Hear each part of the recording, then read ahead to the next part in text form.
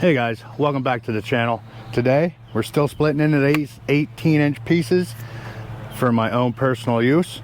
This is red oak and white oak. I just have these two rows, and that stuff back there is 16-inch, so we'll be changing out the wedge here.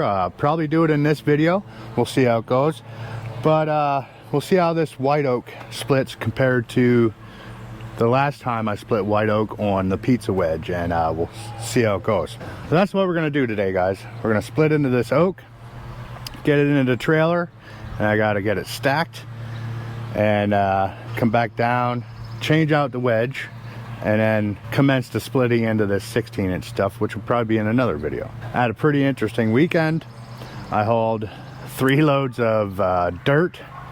The whole rig, truck and trailer weighed 28,000 pounds. Don't tell DOT, but the truck and the new transmission handled it pretty well. All right, so enough chit chat. Time to get to splitting with the 1222 with the standard box wedge on it. Here we go. I already have everything warmed up, so it should start right up, and we'll get to splitting right away.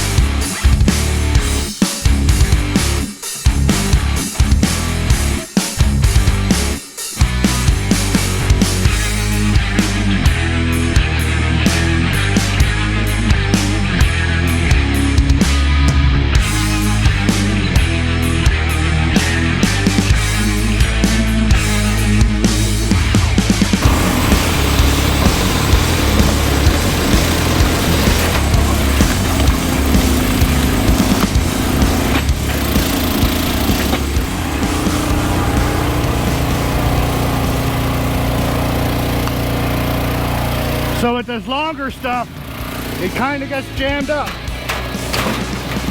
in between here. So you gotta watch so it's laying flat like this.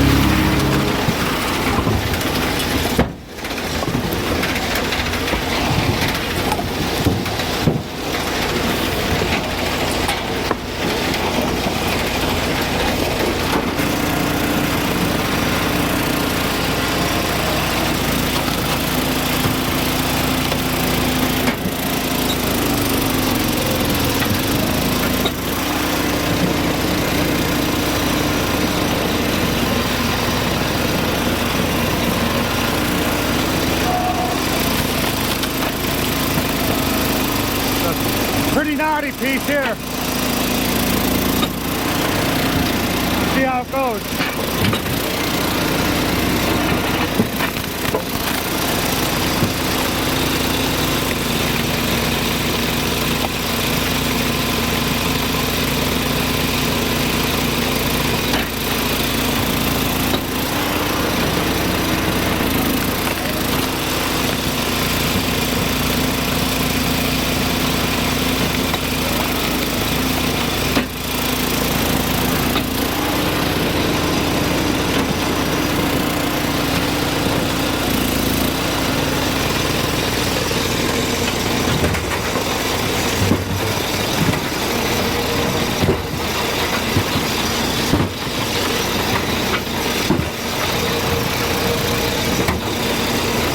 That there is a pretty nice splitting session for maybe 20 minutes, if that. If that.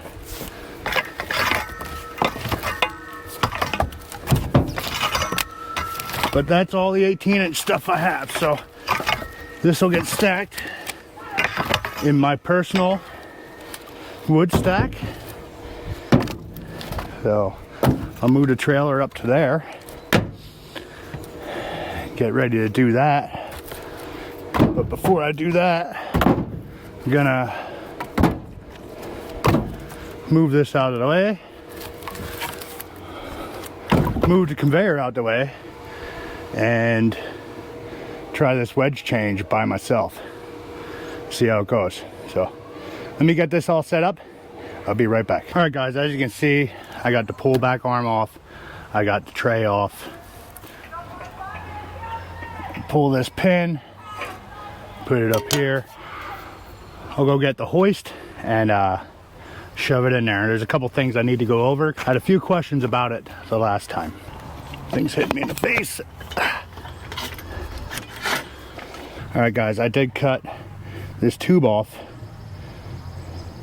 to get it closer, because with the wedge in there it's in the way. So I had to cut maybe a few inches off, but the hole is almost lined up there. I got to pull it out just a little bit, but that's one of the other modifications I made. Let me get the pin in here and I'll show you some other ones. So up here I cut somewhere around here and added a 6-inch piece in between, just to extend this so I'm farther over the wedge.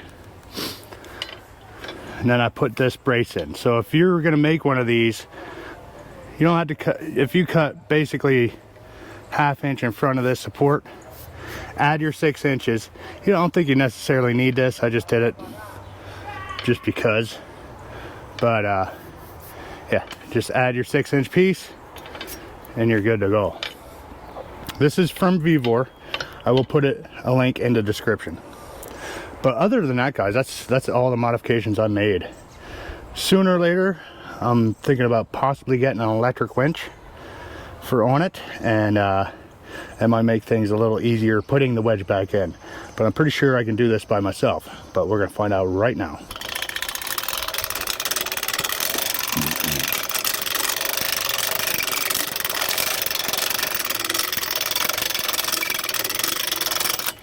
All right, again, this is from Vevor. These are it's a drum lifting sling. I had to grind off a little bit on this part because the opening is exactly 1 inch, and that just happens to be how thick the steel is on the wedge. So I had to give it a little relief. Now on this standard 7-way, so all to do is take it, slide it on there. Too easy. It doesn't like clamp fast or nothing, but when you start lifting it, it hooks in pretty nicely. Get this other side.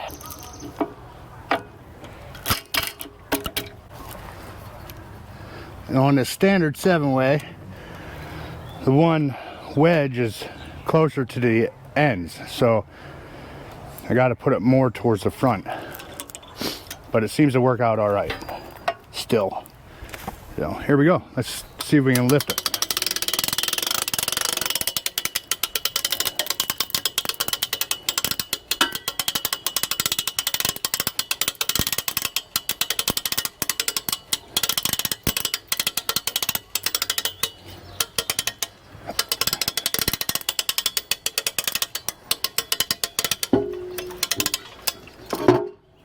There we go.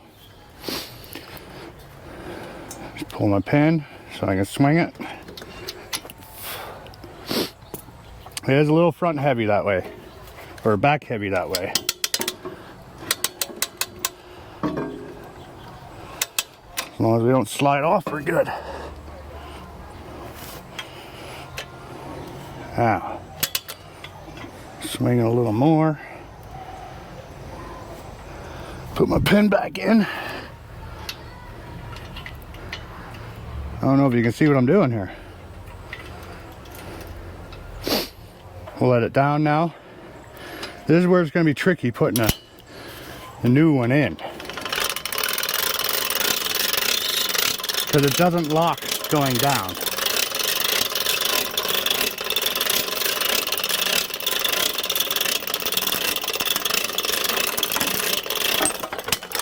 Whew. And it just fell right off right there. So that's a little tricky with this wedge. All right. I just need to get the other wedge over here hooked up and we'll be good to go.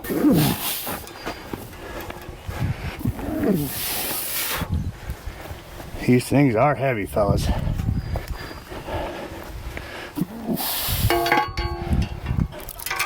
One side.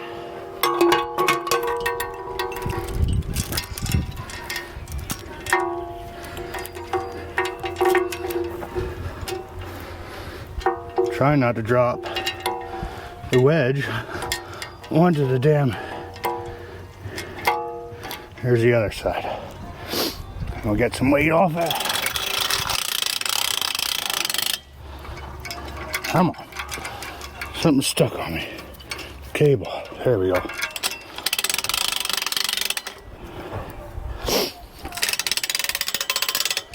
All right. Pretty much hooked up.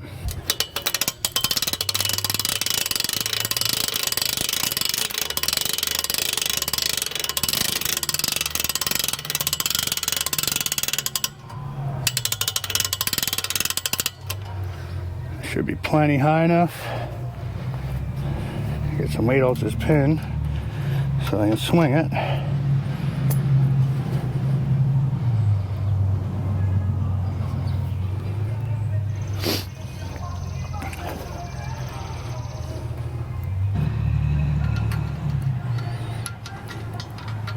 Pin it.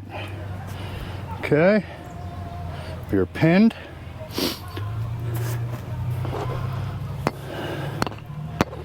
See, this wedge sits really nice. So, like I was saying, this is the tricky part. Now, gotta let it down a little bit. should be good. Swing it over.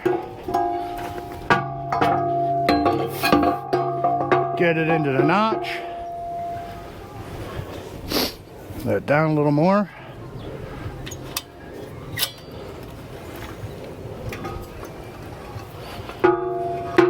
Pull back and drop her in.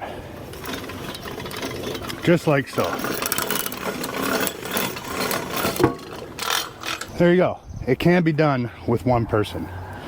So I just wanted to point that out to you, and all the little modifications I did. So right now, that bottom part doesn't have a hole going through the side.